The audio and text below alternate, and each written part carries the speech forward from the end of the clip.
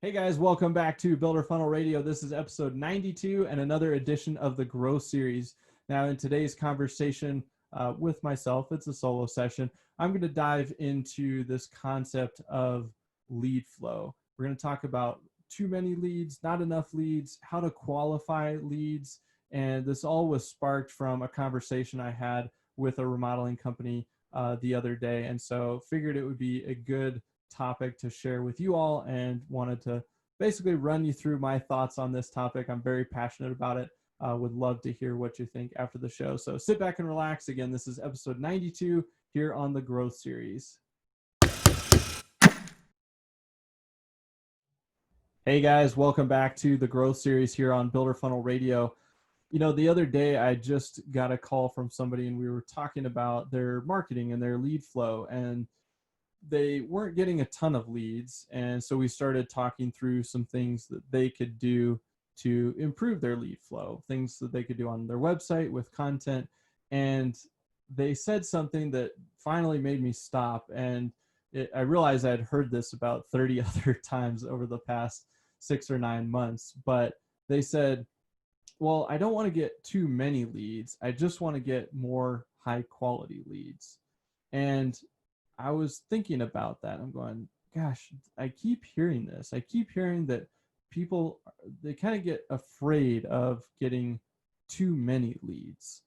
And the more I thought about that, I realized, you know what? That's just not the way it works. You know, you have this big pool of prospects and potential customers, and they're going to do their own research. They're going to find companies. And so as they're doing their research, they're going to be looking for, say, a kitchen remodel. Well, some of them are going to be in the, 250K plus budget range. Some are going to be in the 100 to 150 range. Some are going to be under 100. Some are going to be in the 5,000 range because that's what they think they can do it for because they watched HGTV or something like that. And so you have all these leads that are in these different budget range buckets. Well, if you just look at a slice of, the U.S. or your state or any, just section of the population, you're going to get a mix of that, and you're always going to have fewer at the top end of that range. And so as people go to Google, it's not like they're looking for something different. Somebody that's looking for a $250,000 kitchen, they're still going to type in kitchen remodeler Seattle. Well, the person that's looking for a $5,000 kitchen, they're going to type in kitchen remodeler Seattle. They're looking for the same terms. They're looking for the same questions, the same things.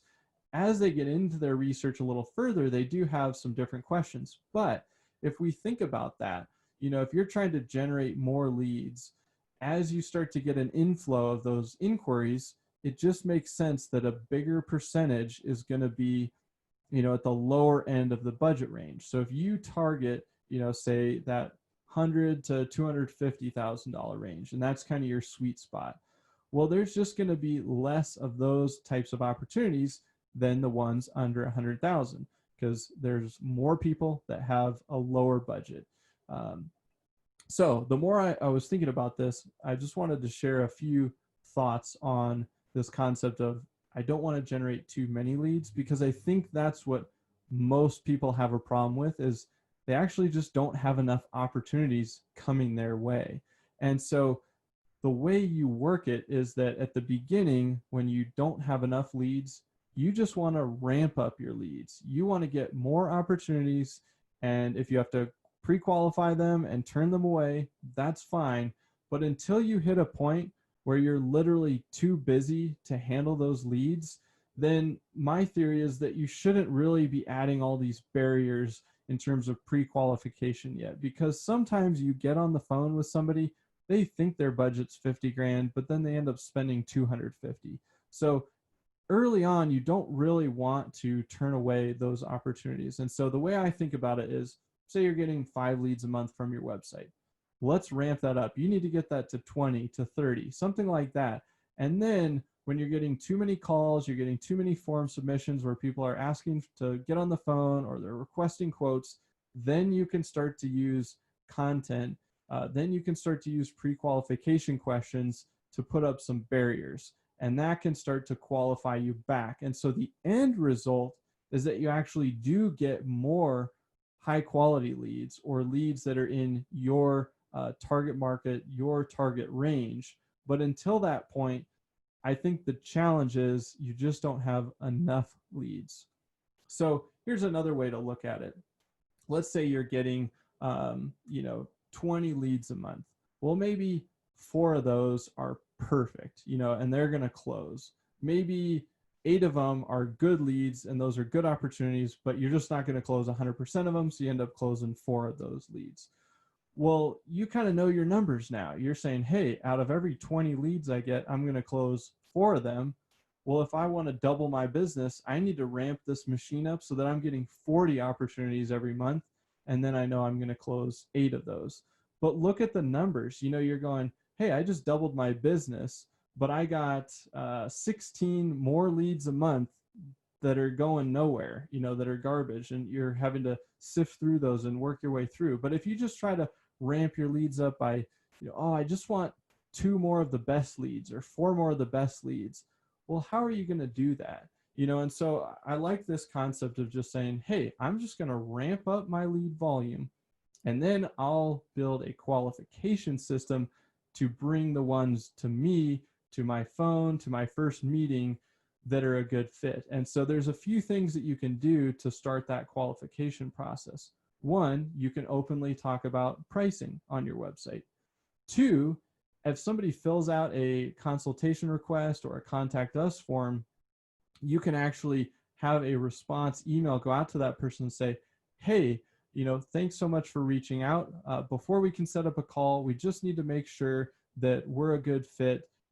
Here's our service area. Here's the price range that we typically work in. Have you read our pricing guide? Here's a PDF. You can send one of those types of emails so that that person has to read through some material, and then they have to reply back and say, yep, this all sounds good. Looking forward to the conversation. That's a big barrier, right? But if you're really in a spot where you're getting too many leads, that's a great barrier, because then you're only going to have the people that are super serious reaching out to you. But again, at the beginning, that's typically not the challenge. The challenge is you just don't have enough opportunity. Another thing you can do is you can actually make people apply to work with you. That was a change that we made just about 18 months ago.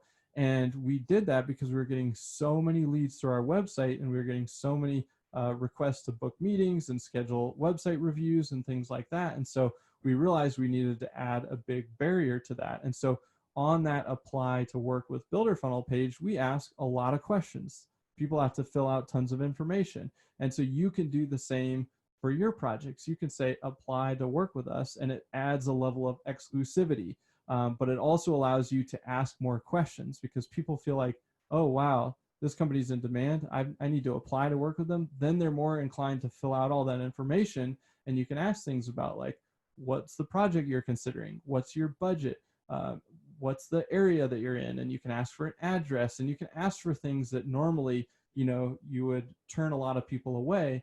But again, if you're looking to pre-qualify, as people fill out this form, you can kind of put them in 2 buckets. You can put them in the bucket of, wow, this sounds like a great fit, or, hey, this doesn't sound like a great fit. And so the people that fill out that form and the information comes back and you're going, that's not really in line with what we do, you can have a templated email that goes back to that person saying, really sorry, it doesn't seem like we're a good fit because of XYZ reason.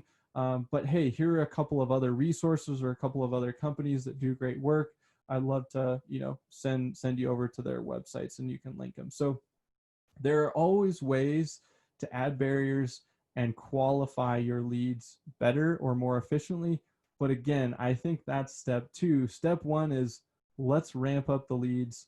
Let's ramp up the volume, because then you actually have more opportunities to work with. You can't weed them out before you've ramped it up. It makes me think of this analogy that my dad once told me in terms of cost cutting, but I think it applies really well here.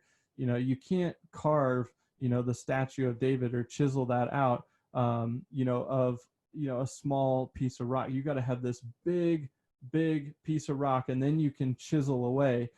But if you're already working with something that's been chiseled away, you've got nothing else to work with. And so if you're only working with a handful of leads every month, why are you trying to pre-qualify those? You can just call them, you can filter those leads, you can talk to them, you can see who's a good fit, and gosh, you may be trying to get more opportunities. So I think the name of the game is ramp up your lead flow as high as you can go, and then start to ratchet in pre-qualification and qualification tactics and strategies to make sure that you're not getting overbooked for time and booking all these random meetings.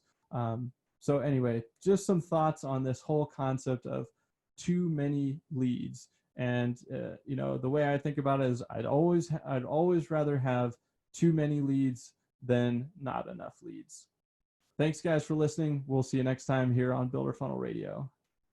Hey guys, I hope you enjoyed that session on too many leads. And my theory is obviously you can't have enough leads. You always want to ramp up your leads and then use pre-qualification to back down from that. So a couple of big takeaways.